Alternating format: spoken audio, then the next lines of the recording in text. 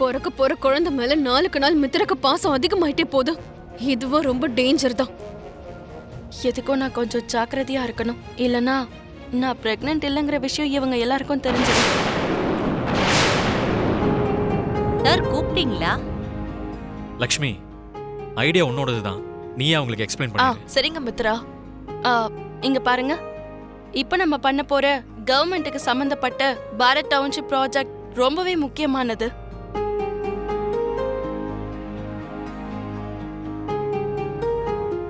நம்ம கம்பெனிக்கு ஒரு நல்ல பேரை வாங்கி கொடுக்கணும். சோ நீங்க எல்லாரும் இதுல இன்வால்வ் ஆனீங்கன்னா நல்லா இருக்கும்னு எங்களோட அபிப்பிராயம்.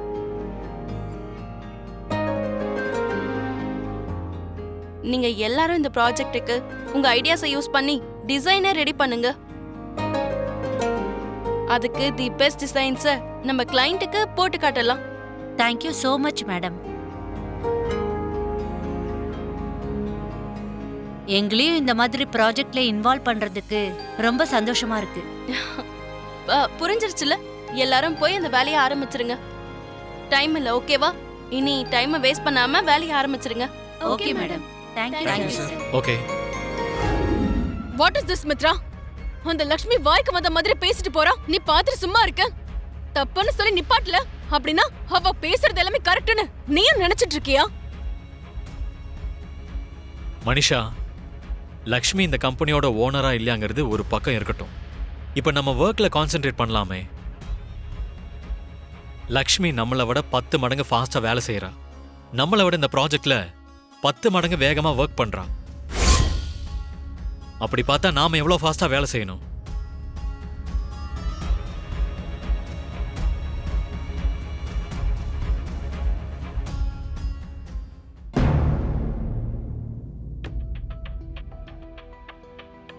அரவிந்தா, அரவிந்தா,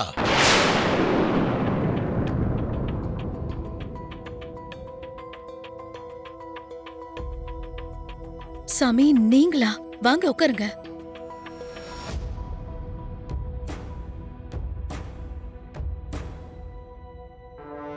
என்னாச்சு சாமி, இப்படி திடீர்னு வந்திருக்கீங்க? ஏதாவது சொல்லிட்டு போக வந்திருக்கீங்களா? அந்த வானம் அமைதியா இருக்கிற வரைக்கும் பூமிக்கு எந்த ஒரு பாதிப்பும் இல்லாம இருக்கும்.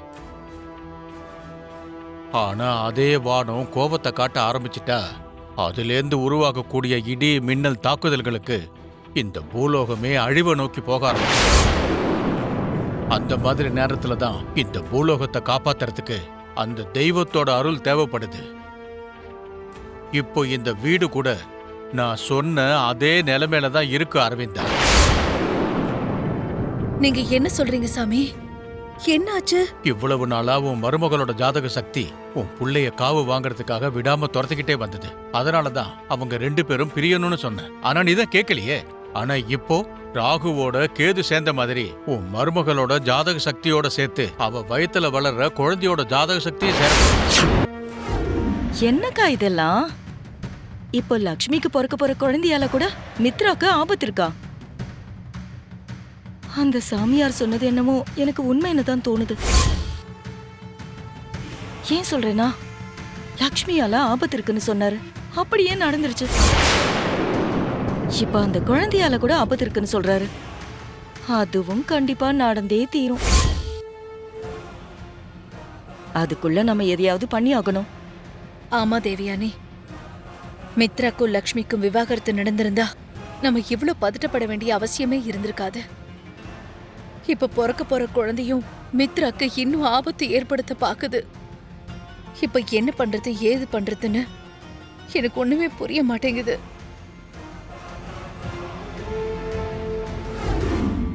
இப்போ லக்ஷ்மியை என்ன பண்றது, எப்படி மித்ரா கிட்ட இருந்து பிரிக்கிறதுன்னு யோசிக்க ஆரம்பிச்சிட்டாங்க. நான் தான் சொன்னல ஆண்டி, திருட்டு சாமியாரை வச்சு நம்ம போடுற நாடகத்தினால நமக்கு எல்லாமே சிறப்பா தான் நடக்கும்னு. லக்ஷ்மி அந்த வீட்டு வாசப்படியை தாண்டி போற வரைக்கும் இந்த போலி சாமியாரை நம்ம ரொம்ப ஜாக்கிரதையா தான் ஹேண்டில் பண்ணியாகணும். நீ சொன்னது கரெக்ட் தான் மனிஷா. நீயும் நானும் அரவிந்த் அக்காவுக்கு எவ்வளவு சொல்லி புரிய வச்சாலும் ஒர்க் அவுட் ஆக மாட்டேங்குது. எவ்வளவு அலர்ட் பண்ணாலும் அத கொஞ்சம் கூட கண்டுக்கிறதே இல்ல. ஆனா இந்த சாமியார் காவி உடைகளை அணிஞ்சுக்கிட்டு திருநீர் குங்குமமும் வச்சுக்கிட்டு கழுத்துல ருத்ராட்சத்தை போட்டுக்கிட்டு வாய்க்கு வந்ததை வளர்னா அத மட்டும் நல்லா மண்டையில ஏத்திக்கிறாங்க. அப்பா அவன் சொன்ன எல்லாத்தையும் அரவிந்த் ஆண்டி நம்பிருப்பாங்கல்ல?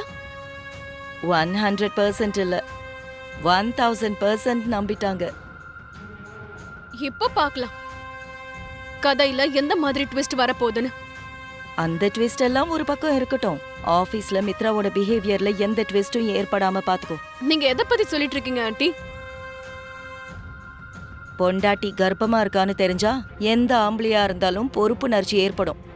கொஞ்சம் கேரிங் அதிகமா இருக்கும். இதுக்கு முன்னாடி மித்ராவோட மனநிலைமை எப்படி இருந்தாலும் இப்போ லக்ஷ்மி வயித்துல வளர்ற குழந்தை விஷயத்துல அவனுக்குள்ள மாற்றங்கள் ஏற்பட வாய்ப்பு இருக்கு.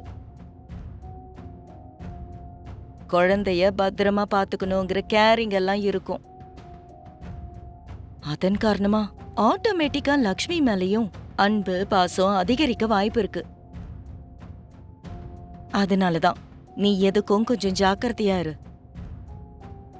அவங்க 2 பேருக்கும் இருக்கிற டிஸ்டன்ஸ் நெருக்கமாயிடாம நீ தான் பாத்துக்கணும். அவங்களுக்குள்ள புதுசா எந்த ஒரு காதலும் மலராத மாதிரி நீ தான் தடைகளை உருவாக்கணும். புரியுதா ஆண்டி? நான் பாத்துக்கிறேன். Okay Manisha. What happen Manisha? ஒரு நிமிஷம் மித்ரா. லக்ஷ்மி பிரெக்னெண்டா இருக்கிறவங்க அடிக்கடி வாமிட் பண்ணிட்டு இருப்பாங்க. அப்படி நீ ஒரு வாட்டி கூட வாமிட் பண்ணவே இல்லையே?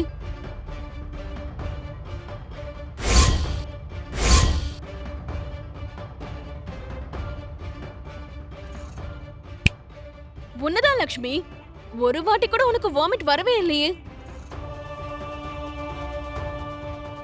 இங்க பாரு மனிஷா, எல்லாம் உனக்கு தான் தெரிஞ்ச மாதிரி, எல்லாத்துலயும் நீதான் ஸ்பெஷலிஸ்ட்ங்கிற மாதிரி உன்னை நினைச்சு நீயே கெத்தா நினைச்சுக்கிறல்ல? நான்சென்ஸ். என்ன பேசிட்டு இருக்க நீ? பின்ன வேற எப்படி சொல்றது?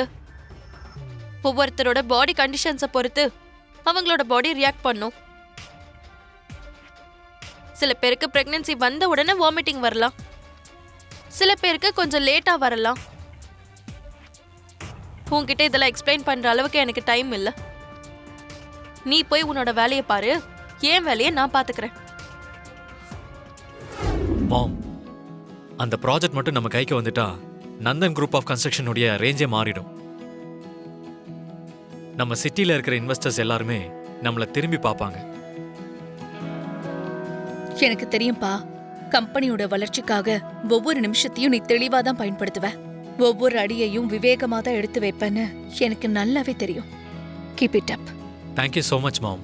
ரொம்ப சந்தோஷமா இருக்குடா. நாளைக்கும் இதே மாதிரி அசத்துங்க. அம்மா லக்ஷ்மி, ஆபீஸுக்கு போய் களைச்சு போயிருப்ப, போய் ஃப்ரெஷ் அப் ஆகி ரெஸ்ட் எடுமா. வாக்கா.